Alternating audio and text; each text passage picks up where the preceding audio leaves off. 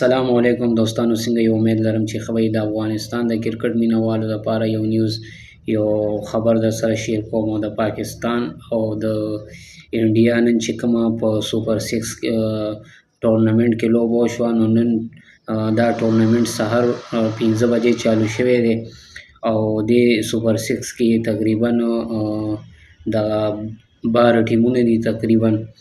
نو د افغانستان ټیم په دې کې نشته، په دې سوپر 6 کې دې کې دوستانو شپږ اوري کېږي. مخکې به په یو اوره کې 8 بال، اوس په یو اوره کې شپږ بال دي. شپږ اوري کېږي چې نن پکې تقریبا 9 لوبې شوې. د یو لوبه پکې د پاکستان او د UAE وشوه چې پاکستان دغه لوبه په اوپننګ وګټله. بله لوبه د انډیا او د پاکستان وشوه چې په لومبۍ بیټینګ انډیا کړو، 120 سکور یې کړی او پاکستان دغه سکور ورته په 15 اورو کې چیس کو.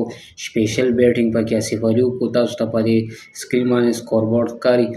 بل دوستانو د افغانستان چې کوم بنګلادیش سره سیریز دی، نو د هغې دپاره زما سکواډ کې خو ډېر کلاړین دي، خو ما دا په دې سکرین لګولی چې دا کلاړین ورته لومبۍ لوبې ته چې کومه ODI کومه لومبۍ لوبه شروع کېږي او هغې ته دا سکواډ واخلي. تاسو ته ما په دې سکرین لګولی دی.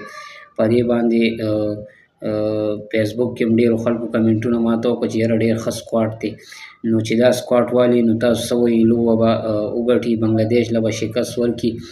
بل دوستانو دا سوپر 6 چې کوم ټورنمنټ دی، نو په دې تاسو پوهیږم چې دا داسې ټورنمنټ دی چې دې کې د افغانستان ټیم نشته دی، دې کې 12 ټیمان دي او دا په 3 ورځو کې به د دې ریزلټ روزي. لکه د ورځې 9 لوبې، نن تقریبا چې اوس زه دا ویډیو ریکارډ کوم نو 100 لوبې وشوې.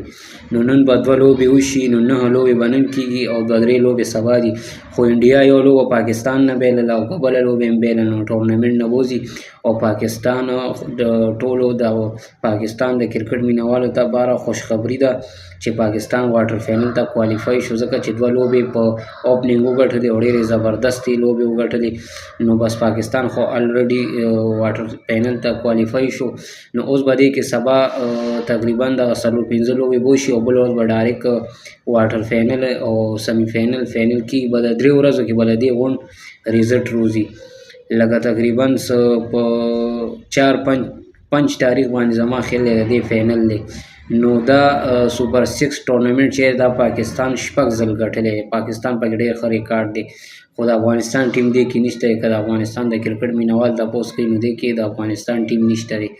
بل دوستانو د فخر زمان دپاره ډېر خوشخبري ده. د فخر زمان چې کوم مینوال دي، اول زه یې مینوال یم. فخر زمان یو زبردست کلاړي دی، د غټ میچ غټ کلاړي دی. د هغه دپاره ښه خبر دا دی چې فخر زمان به کم بیک کوي، واپس به راځي. انشاءالله به د 2 سیریزو کې بني تقریبا چې انشاءالله د زیمبابوې خلاف کې کیدای شي واخلي، خو راځي به. او بل دا فخر زمان ښه انسان دی، خدای دې وکړي چې زر راشي او کم بیک وکړي او موږ یې واپس د ساوث افریقې سره سیریز دی هغې کې ووینو. انشاءالله خوشخبري ده چې که خیرې PCB والا ویلي چې فخر زمان به واپس راځي او تنخوا به ورته چالو کېږي. دوستانو دغه د کرکټ معلوماتو د ویډیو کتلو مننه. خوشحاله او آباد اوسئ چې چېرته وي د خدای په